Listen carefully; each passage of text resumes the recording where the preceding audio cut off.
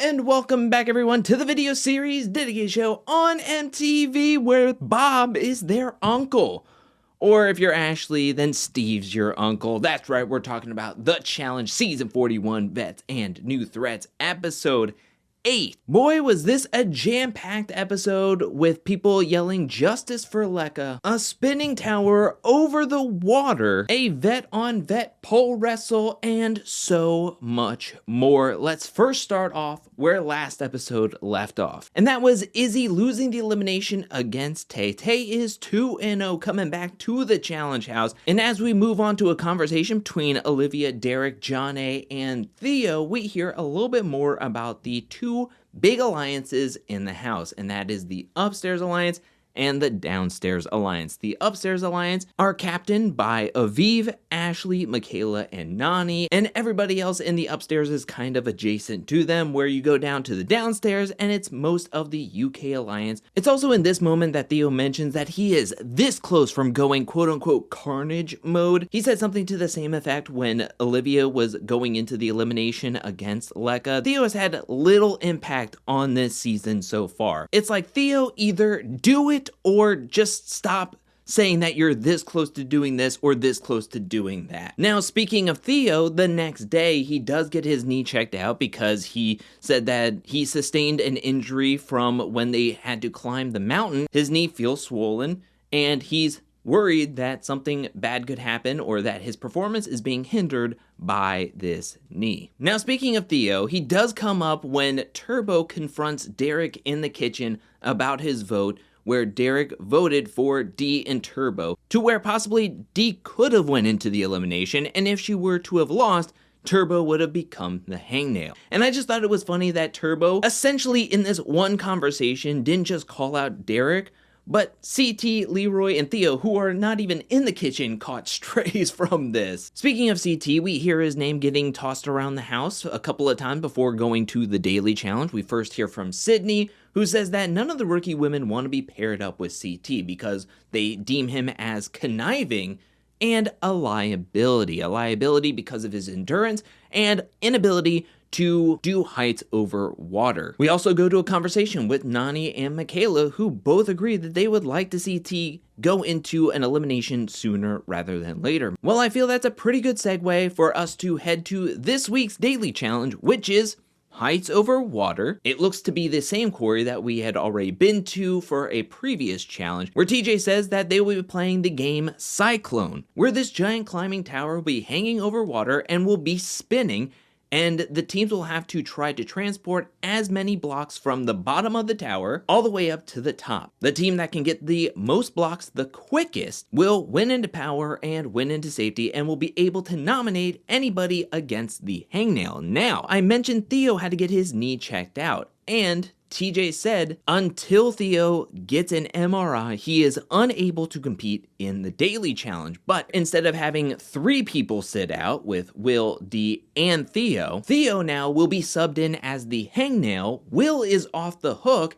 and will be partnered up with D. I personally like this decision because at the end of last week's episode, it made it seem like this was the last daily challenge to get points prior to the last selection process to get your permanent partners. And if we had D, Theo, and Will all sidelined, that is unfair. But just subbing out Will and Theo for the hangnail, I thought worked out really well. It allowed D and Will to be able to perform. And on top of that, when we get back to the challenge house, Theo is like muttering to himself and is all annoyed that he has to go get an MRI. It's like, dude, make sure your knee is fine. You said it was swollen. They checked it out. They want to make sure it's all good. Let's be for real. There's a world where you could have gotten 0 blocks and could have came in second to last or even last place. So this works out better for everyone, including yourself, Theo. I thought this was an interesting, simple, yet very physically challenging daily challenge. This tower for Heat 1 was spinning at an alarming rate. Of course, climbing up and down this wall will put wear and tear on your forearms and your biceps and triceps, but having this thing spin is really, really difficult. But let's go into Heat 1, where I feel that D and Will were coming in not necessarily on the same page, not necessarily wanting to work together, but they did pretty well. And Will, I have to say, had some pretty great saves with the block. There was one point where Will was trying to put the block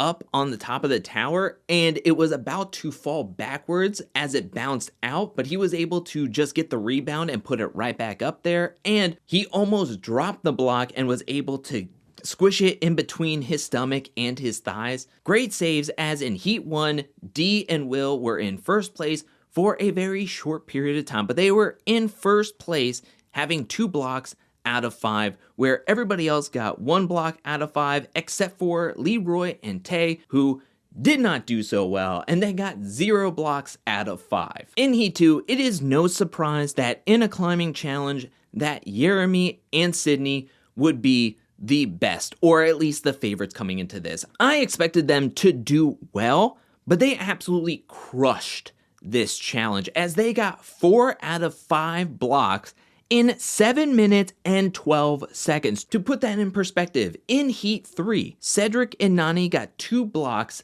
and swam to their platform in 9 minutes and 41 seconds. Jake and Anissa got 2 blocks and swam to their platform at 7 minutes and 25 seconds.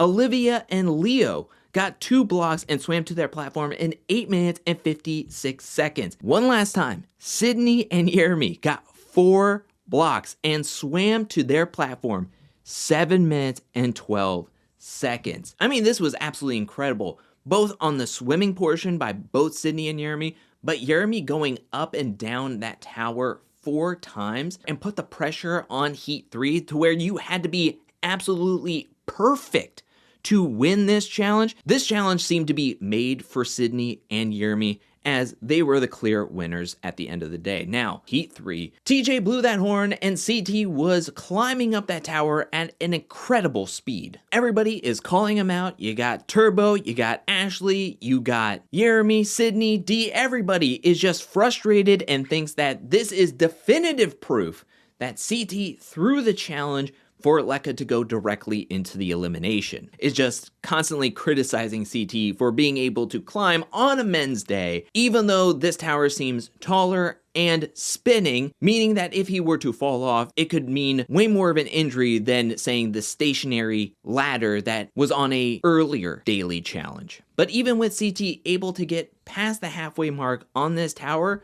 he was not able to get his block up to the tippy top. He falls off the tower and he is yelling to Michaela to jump off and let's swim. Unless Michaela is going to get 5 blocks up to the top by herself, there's no real reason to try to win this. Instead, CT thinks that Michaela, jump off, let's start swimming now, and we can probably get a better time than Gabe and Leroy and be safe from being last place. But Michaela has other thoughts in mind, and she decides that she's gonna throw it. She just hangs onto the wall. She jumps off at the wrong time to be behind everything. She is swimming very slowly. They eventually get to the platform, but in last place, securing CT to going directly into the elimination. And with Sydney and Jeremy getting first place, there was no doubt in everybody's mind that another male veteran would be nominated next to Theo to be sent in against CT. Now, when we get back to the challenge house, Dee is asking Jeremy where his head is at and who is he thinking about nominating.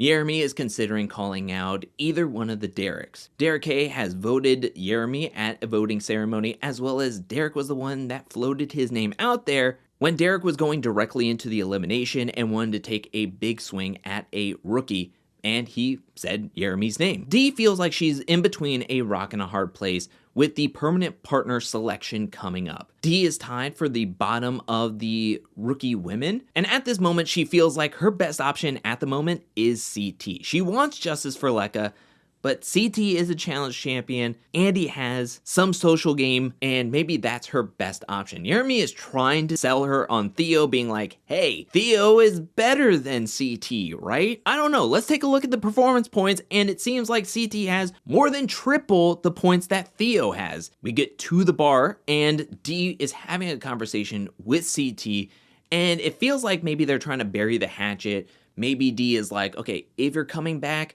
maybe we can be a good partnership and everything, but the conversation does not go very well. Now, I will say that even with the prospect of CT picking, I don't think he would ever choose D, in the sense that we've heard CT in his previous partnerships, and it just seems like he has been very complimentary towards Tay and Adrian. And I think he would be more apt to pick either one of them over D. Now, speaking of partnerships, we get back to the challenge house and we hear the upstairs alliance talking about Olivia. Up to this point, I felt like Olivia has been playing a pretty solid game. Yes, she has lost some alliance members from the UK alliance and Naya, but overall, Olivia has some great performance points. She has worked well with majority of her partners, excluding Ben. But in this moment, we can hear that maybe Olivia's social game is not very strong in the house. Now, I will say that there is quite a divided house here, and I feel at a certain point that Olivia and the UK Alliance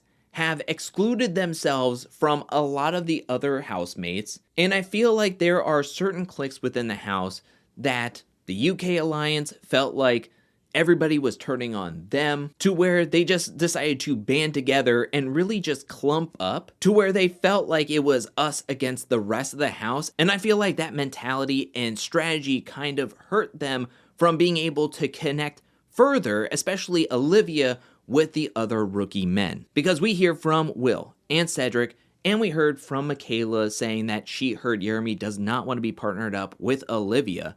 And hearing the jokes that Olivia came up to them and was like, why should I pick you as my partner? And they're like, what do you mean? Why should you be my partner? To where there were other jokes, and Olivia was able to overhear them and was hurt. Hearing people joke about you and say stuff behind your back is never fun. The reality is that most likely one of Will, Cedric, and Jeremy will have to be Olivia's partner, and they're just gonna have to go with it and roll with it.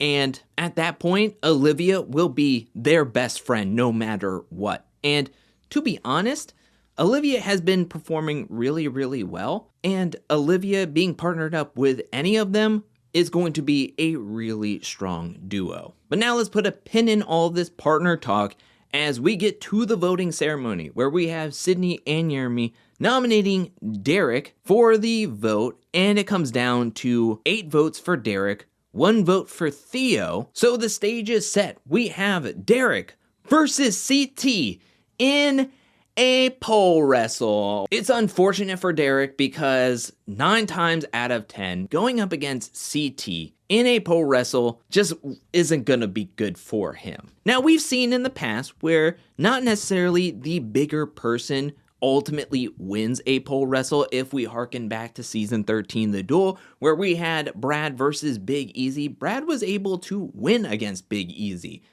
You just have to have a really smart strategy, incredible grip strength, but it's really, really difficult, especially when you have to go multiple rounds. If it was only 1 round of pole wrestle, possibly Derek could sneak 1 pole wrestle round away from CT. It's just so much more difficult when you have such a weight differential between the 2 competitors, and CT is really smart. Look, Derek did a commendable job. He held on for as long as he could in both rounds, but we could all see it coming that CT was going to win this thing, and he wins it 2 rounds to nothing.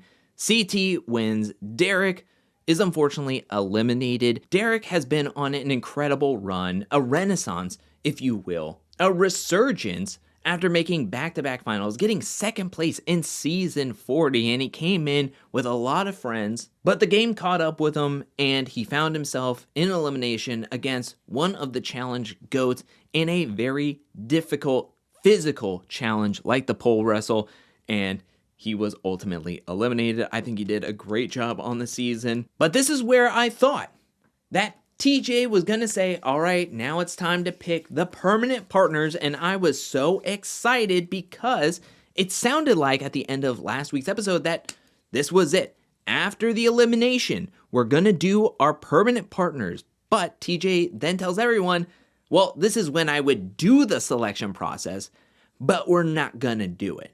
Instead, we're gonna do one last challenge, and it's gonna be individual, and this is where in the trailer, we saw so much of the mini final where Everybody's having to run long distances, do multiple challenges, the eating challenge, somebody cheats. Next week's episode, I think, is going to be jam-packed. I would be very surprised if we would get an elimination next week. I think all of next week is going to be determining the partners, the daily challenge, and everything. And I'm looking forward to it. As I said, the numbers are very, very close. Now that top spot is up for grabs. Michaela, Olivia, Will, Jeremy, and Sydney are going to be very close. And I would half expect all those people to be in the running of possibly getting the win and getting that top spot. Next week is going to be very exciting. I cannot wait for the mini final. I cannot wait for the final performance points lock-in and the final permanent selection process. I thought this episode was really good. I like the daily challenge. The elimination, I mean, how can you go wrong with a pole wrestle? But it's kind of predictable when you have Derek going up against CT in a pole wrestle. But still, great job by both of them. But better job by CT to get the win. But what'd you think? Let me know down in the comment section below. What'd you think about the daily challenge Cyclone? What'd you think about the pole wrestle between CT and Derek? Are you upset to see Derek get eliminated? What do you think about everybody rooting against CT for justice for Leka? And what do you think could happen next week in the individual mini final challenge? Who do you think has a great chance of winning that? Do you think somebody is going to be able to take over the top spot from Michaela? And who do you think cheats? That's what I'm the most concerned about. Like, I want to see where the performance points goes, but I want to know who cheats at what section and what does that mean for performance points and all of that. This week was good, but I think next week is going to really spin the game around and everything could change in a blink of an eye, and I cannot wait. What do you think about this episode? Let me know anything and everything down in the comment section below. I want to hear what you have to say, and I also want to give a special shout out thank you to everyone who supports me over at patreon.com/angelcakevids. Thank you for your support. Thank you for your generosity. Thank you, thank you, thank you. And thank you to everyone who's watching this video up to this point. I'll be back really, really soon with more Challenge 41 content, more challenge content, more content in general. But until then, peace.